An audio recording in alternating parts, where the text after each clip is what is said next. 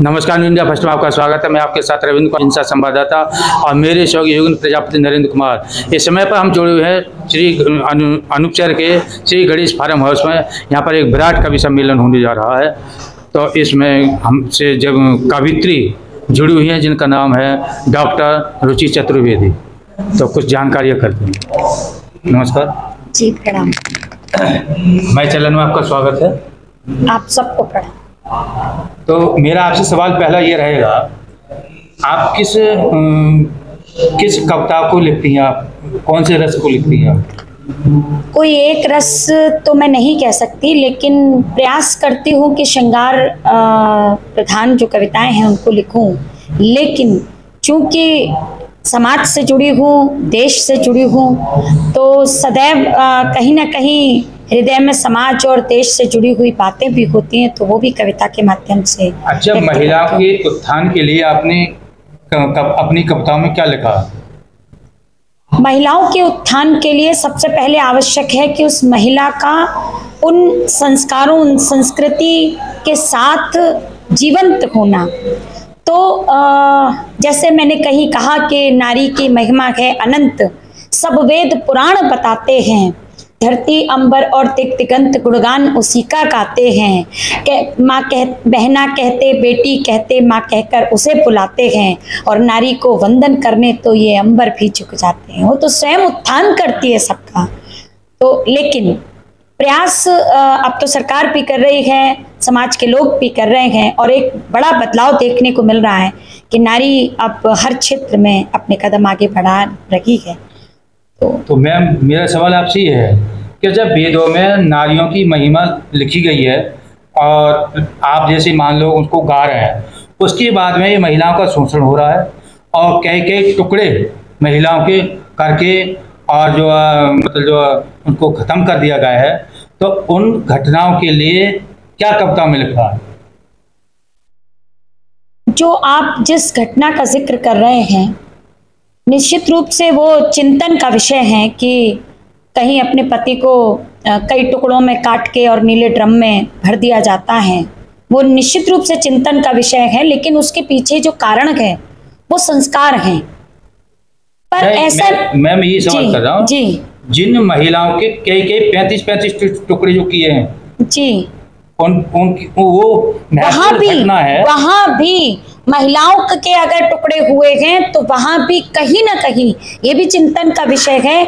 तो वहाँ भी कहीं ना कहीं ये बात जो मैंने अभी आपसे उस महिला की कही कि वो नीले ड्रम में भर देती हैं, तो उस बहन के लिए भी है कि जिनको स्वयं को कई टुकड़ों में बंटना पड़ा, तो वहाँ भी संस्कार कहीं ना कहीं कारण रहे हैं। लेकिन मैं बेटियों से एक बात जरूर कहना चाहती हूँ, आपको भारतीय संस्कृति, भारतीय संस्कारों की आपको रक्षा करनी है, पर 4 पंक्तियां मेरी सुन लीजिएगा कि जो भी आंख उठाए उस पर करना वार जरूरी है, दूषित भावों पर होना अब एक प्रहार जरूरी है, और ममता का सागर धरती सा धीरज को बेटी, लेकिन लक्ष्मीबाई बन हाथों में अब तलवार जरूरी है। अगर आप ममता का सागर हृदय में रखती हैं तो हाथ में एक तलवार भी होनी चाहिए, वो होती है हौसले की तलवार, कि आपको डर कर नहीं आगे बढ़ना है।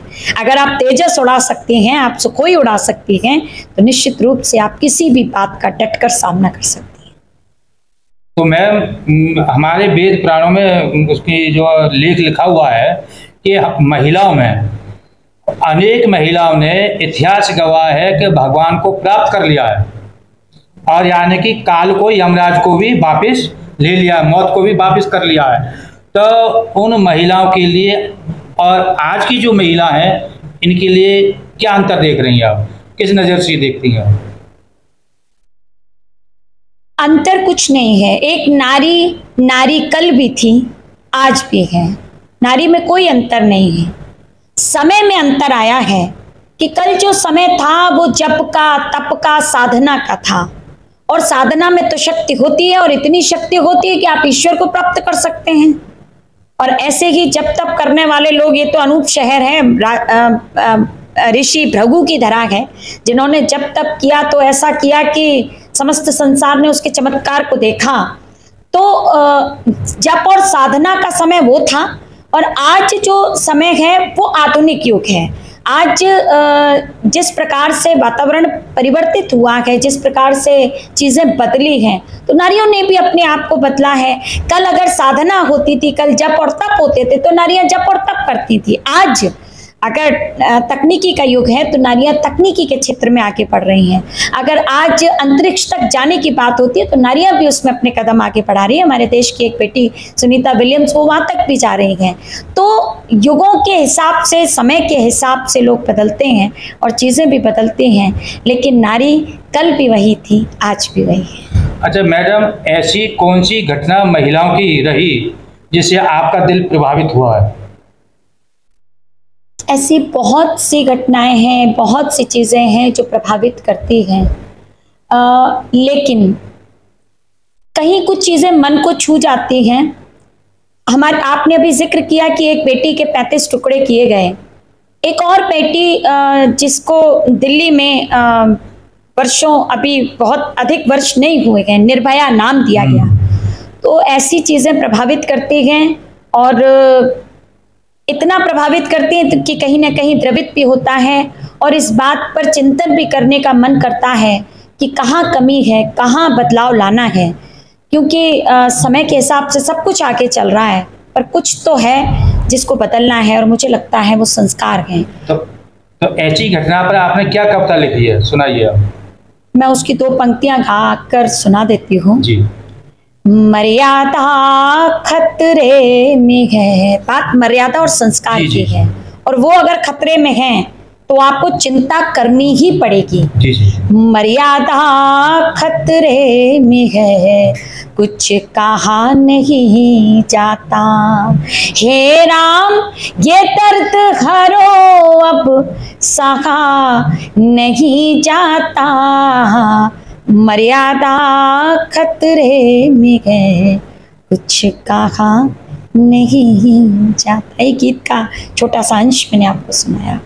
तो मर्यादा की, संस्कारों की रक्षा करना और उस पर ध्यान देना आवश्यक है।